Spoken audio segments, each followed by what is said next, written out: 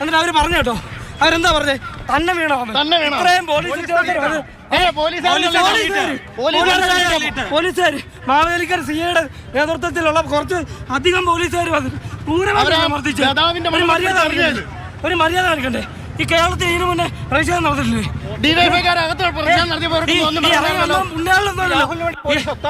പിന്നെ തീർച്ചയായിട്ടും നിങ്ങൾ ഇത്രയും മാധ്യമപ്രവർത്തകർ സാക്ഷികളല്ലേ? ഇത്രയും മാധ്യമപ്രവർത്തകർ നിങ്ങൾ ആ ഇറങ്ങി വന്ന പുള്ളികളൊന്നും അല്ലല്ലോ, ആണോ? രാഹുലിനെതിരെ പ്രതിഷേധിച്ച ജാമ്യം ലഭിച്ച രാഹുലിനെതിരെ പ്രതിഷേധിച്ച യുവമോർച്ച പ്രവർത്തകരെ ക്രൂരമായി മർദ്ദിച്ചു എന്നുള്ളതാണ് യുവമോർച്ച പ്രവർത്തകരുടെ പരാതി, ആരോപണം. പരിക്കേറ്റ ഒരാളുമായി അവർ ആശുപത്രിയിലേക്ക് പോകുന്നതിൻ്റെ ദൃശ്യങ്ങളാണ് നമ്മൾ കണ്ടുകൊണ്ടിരിക്കുന്നത്. എന്തായാലും രാഹുലിന് ജാമ്യം ലഭിച്ചിരിക്കുന്നു. ഈ കേസിൽ അറസ്റ്റിലായ ഘട്ടം മുതൽ പലതവണ നമ്മൾ കോടതിയിൽ വെച്ചും അല്ലെങ്കിൽ ആശുപത്രിയിൽ വെച്ചും ജയിലിലേക്ക് കൊണ്ടുവരുന്ന ഘട്ടത്തിലുമൊക്കെ രാഹുലിനോട് പ്രതികരണം ചോദിച്ചതാണ്. അന്നൊന്നും രാഹുൽ പ്രതികരിച്ചിരുന്നില്ല. ഇന്നും ജാമ്യം ലഭിച്ച് പുറത്തിറങ്ങിയപ്പോഴും രാഹുൽ പ്രതികരിച്ചില്ല. രാഹുൽ ഒരുപക്ഷെ മുൻപ് ഇത്തരത്തിൽ മുൻകൂർ ജാമ്യമൊക്കെ ലഭിച്ചപ്പോഴും നമ്മൾ ഇതേപോലെ രാഹുലിൻ്റെ രീതി കണ്ടതാണ്. പിന്നീട് ഏതെങ്കിലും ഒരു ഘട്ടത്തിൽ വന്ന് പറയാനുള്ള കാര്യങ്ങളൊക്കെ വിശദമായി പറയുന്നതാണ് കാണുന്നത്. പക്ഷേ ഇപ്പോൾ നിയമസഭ നടക്കുന്ന ഘട്ടമാണ്. മുൻപ് ആദ്യഘട്ടത്തിലൊക്കെ രാഹുലിന് ഏതെങ്കിലും രീതിയിലൊക്കെ പാർട്ടി പ്രവർത്തകരുടെയോ പാർട്ടി നേതാക്കന്മാരുടെയോ ഒക്കെ പിന്തുണയുണ്ടായിരുന്നു. പക്ഷേ ഈ ഘട്ടത്തിൽ ഒരു നേതാവ് പോലും പരസ്യമായി രാഹുലിനെ പിന്തുണച്ച് രംഗത്തെത്തിയിരുന്നില്ല. പാർട്ടിയിൽ ഏകദേശം ഒറ്റപ്പെട്ട അവസ്ഥയിലാണ് രാഹുൽ ഉള്ളത് എന്ന് മാത്രവുമല്ല, മറ്റ് 2 കേസുകളും കോടതിയുടെ പരിഗണനയിലാണ്.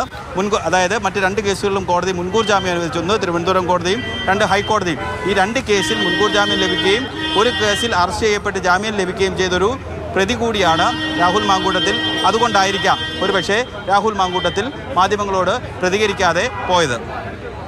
ശരി, രഘുനാഥ് നാരായണനാണ് വിവരങ്ങൾ നൽകിയത്. മാവേലിക്കര ജയിലിൽ നിന്ന് രാഹുൽ മാങ്കൂട്ടത്തിൽ മോചിതനായി. 3ാമത്തെ ബലാത്സംഗ പരാതിയിൽ ഇന്ന് രാവിലെയാണ് രാഹുൽ മാങ്കൂട്ടത്തിന് പത്തനംതിട്ട സെഷൻസ് കോടതി ജാമ്യം അനുവദിച്ചത്. അതിന് പിന്നാലെയാണ് ഇപ്പോൾ രാഹുൽ മാങ്കൂട്ടത്തിൽ പാലക്കാട് MLA പുറത്തിറങ്ങിയത്.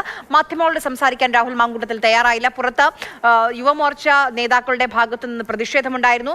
അതിൽ പോലീസുമായി പ്രവർത്തകർ തമ്മിൽ ഏറ്റുമുട്ടലും സംഘർഷത്തിലേക്കുമൊക്കെ നീങ്ങി. ചില 3 പ്രവർത്തകരെ അറസ്റ്റ് ചെയ്ത് നീക്കിയിട്ടുണ്ട്.